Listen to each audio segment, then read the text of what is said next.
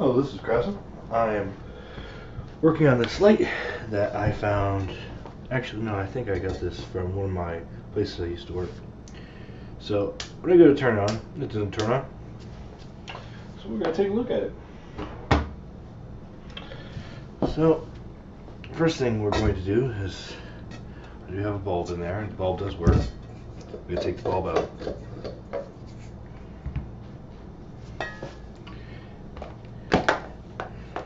We're going to take a ohm meter and measure resistance along the pathway of the switch and the light. That doesn't really doesn't help if you can't see what I'm doing. That doesn't read anything. That reads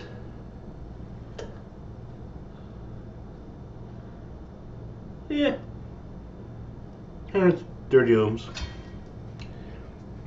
So we'll switch this to the other part of the outlet, which should be live, which is where the switch should be working. Center pin positive. That doesn't work. Yep. Now let's take apart the switch and see if that's the problem. Those screws are a little too small for that screwdriver, so I'm going to need another one.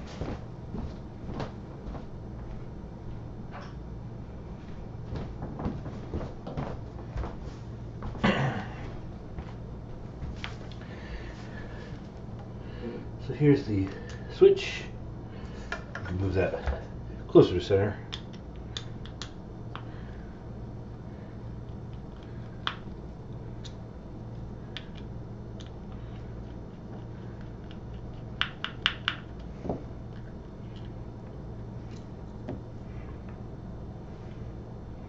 Yeah, switch is on. It's not registering anything. So we're going to test right here. Make certain we get a reading. 6.2 ohms. Reading right here is infinity. So let's press down on this. Pull it up. Yeah. That switch just isn't making a good connection. Let's see. Oh, that copper is pretty well worn. I'm going to get you a little bit closer so you can take a closer look. Look how thin that is. Yeah, that right there. As thin as that is, it's not going to be able to be useful. So, unfortunately, I'm not going to be able to fix this. Not without replacing the switch. But I'm willing to bet that if I replace the switch, it'll be fine. I'll just press the switch or the connection really firm. Test to the center pin. Yeah, I'd get 18 ohms. But the resistance on the neutral side is still 130 ohms. That's pretty high. And I got this for free, so I'm not worried about it. It'll go back in the scrap heap.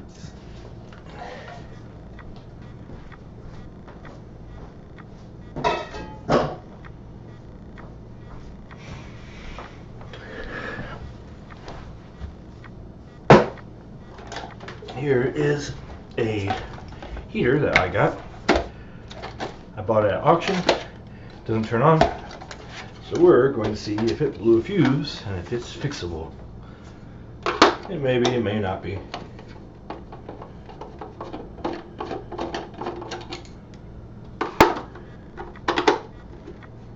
Oh, you like focusing, don't you?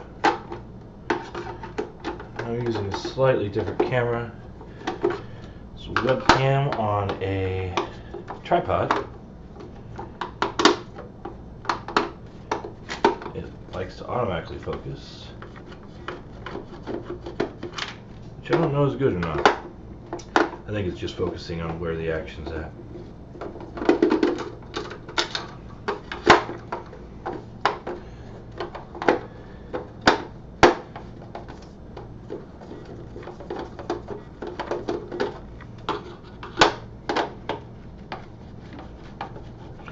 Now, one thing about the heaters, this heater has a switch that you have to have compressed in order for it to turn on. I tried all that. I turned it on, messed with it. Still wasn't doing anything good for me. So I got 1, 2, 3, 4, 5, 6 screws, and 2 from the light. Let's take a look at this. How does this come apart?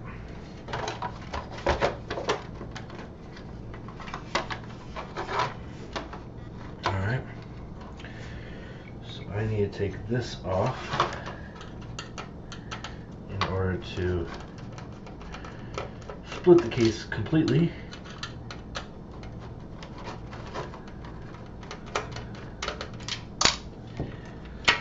Get that screw out of there. Alright, so let's take a look. Well, I see what the problem is. There is a big green crusty wire right there. So, if I want to fix this, I am going to have to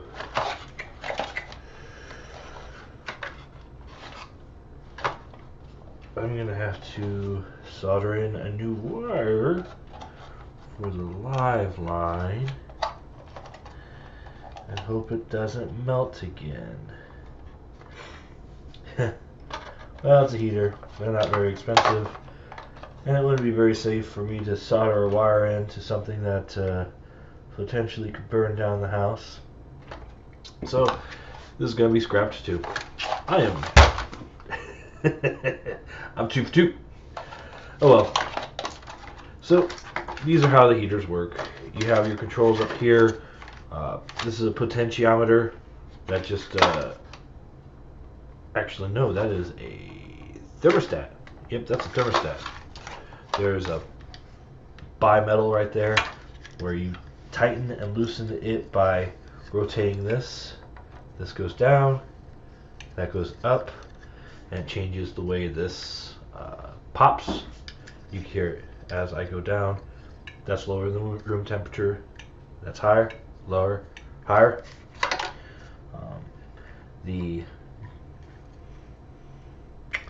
This is actually going to be a live wire. It has to be, but it's labeled as a neutral. Oh well. This completes the circuit once it touches the metal right here when the thermostat's turned off and on. Once it goes from there, it goes to the switch for your fan, your medium, your high.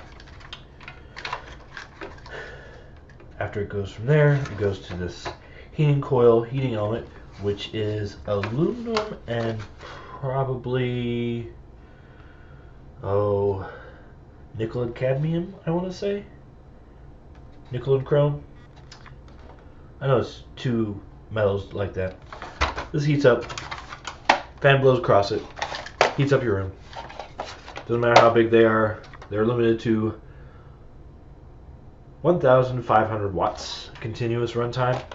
That's why you can get the teeny tiny wall heaters that are also 1,500 watts. You can get these that are 1,500 watts, or you can get the tall upright heaters that are 1,500 watts. It's just limited to the electrical configurations that we use here in North America. If it was intermittent use, you could actually pump it up to 1,800 watts like a hairdryer, but that's just where we are. These are really thin wires though. That surprises me. That is really thin wire. Because the rest of the wire looks to be thicker gauge, but that wire coming in is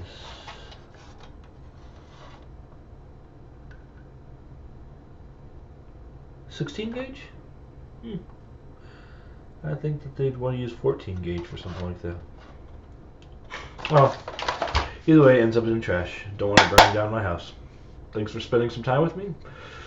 Maybe next time I'll be able to actually fix something. Go out there and get something fixed, unlike me.